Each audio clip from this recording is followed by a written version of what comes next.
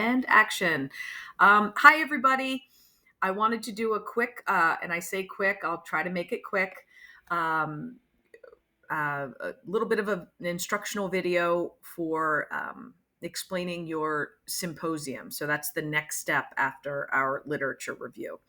So you've been working this week with Ms. Mitchell on writing a conclusion to your lit review, doing some work with her on looking at some actual lit reviews and making sure you understand, what a final product can look like. And I understand you have some questions about APA format, and really we're not going to worry about that right now. As long as you follow the general guidelines, which again, you all have access to. In parenthetical citations, you will have the author's name, comma, year, comma, page number, if applicable. And again, everything's available on purdue.edu. For APA, you can also simply Google. We all know how powerful Google is. But don't fret over the APA style too much, okay? And you've also, or will have also, worked with Ms. Mitchell on making sure that every source in your annotated bibliography is cited, general rule of thumb, at least twice throughout the literature review. Okay, and one way to do that, I believe we did this through one of our other writing assignments. You'll go through, you highlight, label each of the sources in your annotated bibliography a different color, a different little, an asterisk or a circle or whatever. And then you go back through the literature review and you highlight each parenthetical citation that correlates with one of those sources. So if my Smith source in my annotated bibliography is highlighted in green, every time you have a parenthetical citation with Smith, and it's that one, that Smith article, you will highlight that parenthetical citation in green in your paper. And this helps make sure that you, first of all, that you cite your sources. And then in a very colorful way, you can see how you actually synthesize the sources and not simply take each source and summarize them by paragraph.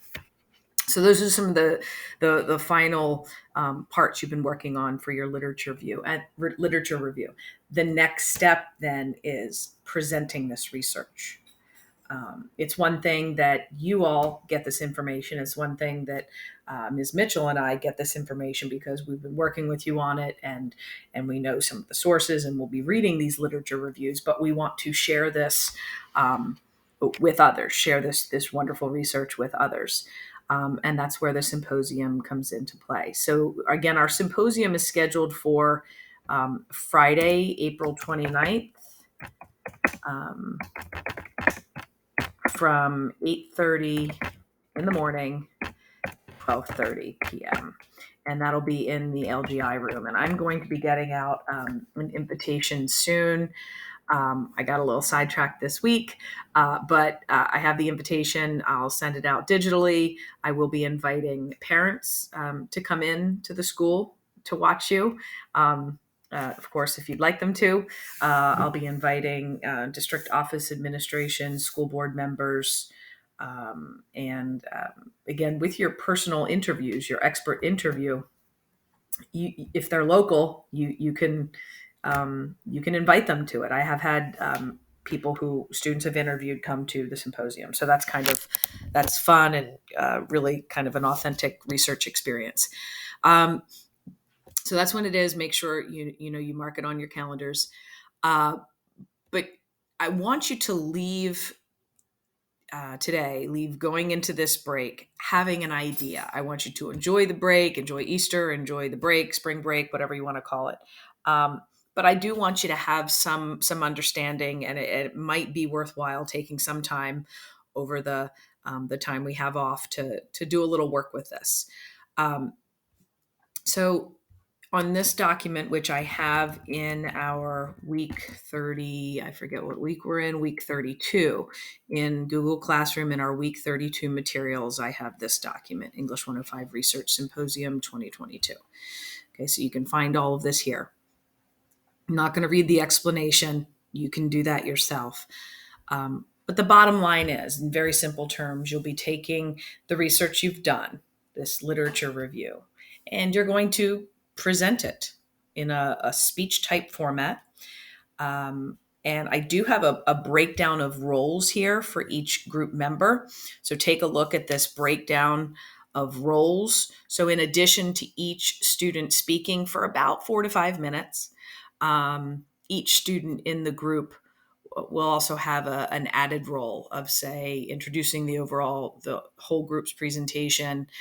2 people will manage the Google Slides. You will be creating Google Slides to have on the big screen in the LGI room to refer to. And 1 person will be primarily responsible for the references slide on that. And here are some general requirements, some things that are notable. You should dress professionally. Each speaker should have about 3 slides to present, because I know students tend to ask that. Each student should refer to at least 3 of the sources in the literature review, depending on what your particular focus is within your group's presentation. And I'll get to that a little bit more. And at least 2 people, I would think, should refer to your expert interview, the information you've gleaned from the expert interview. And then if we go down here, so those are the nitty gritty parts of the assignment. And I'm going to click that down there. And so those of you in the speech class will be able to take a lead on this and help your classmates out. So this is called the When in Doubt outline, and I use this for a variety of assignments. And it's really just an outline to help you get started. And once you get started and you know what should be in this speech or this presentation of your research, then you can start to delete my framework here, if you will. So each student in each group will present a certain part of the research. And I think I really would like each group to determine what that might be for each individual group. I don't want them to be cookie cutter presentations. But the bottom line is, you're presenting your research. You are not reading your literature review. You are presenting the findings of your research plus the added expert interview. But you are not reading your literature review. You can take certain sentences, certain experts that you've quoted, statistics, case studies that you've put in the literature review, and you can use that in your speech, your presentation. But you are not simply reading paragraphs from your literature review. So I just wanted to make that clear. I do give you some suggestions as to how you could break break up your group's focus. So right here, this star here, right? So 1 person in the group may want to describe, explain the issue, discuss the group's intention, rationale for studying this particular topic, might want to overview the findings in the literature, define any terms, preview what the other group members will discuss. So 1 person might want to do some background type stuff. Then another person may want to focus his or her speech on one of the prevailing themes or topics or threads. And then another person in the group would choose a different prevailing theme to speak about. Okay, so that's 3 people.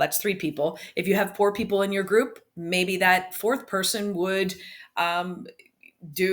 if you had 3 themes, or maybe 2 people would be focusing on 1 theme, but it's a large theme that you saw, maybe different solutions for this particular issue facing youth, or a particular type of addiction, something like that.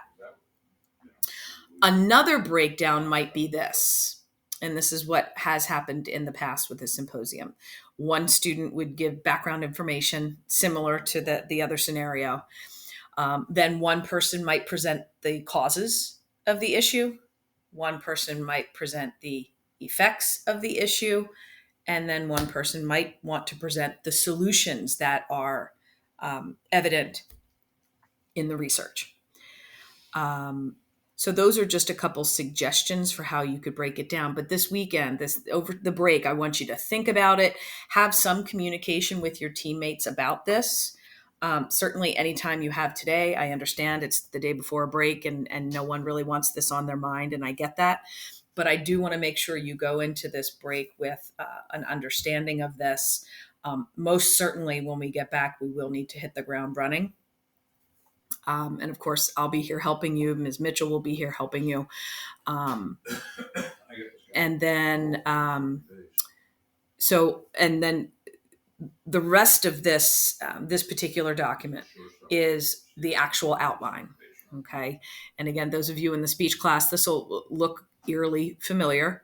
And I'm not going to read it for you, but take a look at this, because it's really, it's my way of saying, here's something I can give to you to walk you through. Again, I always say I'm not going to micromanage it, but here is kind of what student Michelle would do. Okay, here's some things. Read my comments here. For example, I give you lots of examples of what could be happening here, different transitions you can use. And again, don't get caught up with my point A first, declarative sentence, support anecdote. What does that mean? That means simply when you're developing your particular part of your speech, you need to have 3 to 4 points. You're going to insert the research, make specific references to your research. You need to have some kind of line of reasoning, if you will, some kind of logical organization to your points. Okay, so there it is. I tried to make it as short as I could. Again, just a brief overview of where we're going next. At this point, I'm just going to say that your literature review should be complete. Going into the break, it should be complete. Does it need to be flawless? No. Okay, but it should be complete. You should have your draft with your introduction, with your all of your body paragraphs. And then also on that document, you should have your annotated bibliography. So it should be a pretty hefty Google Doc. Everybody should have a pretty hefty Google Doc. Do not submit it on Classroom. I don't want permissions to exchange. I just keep it shared with me.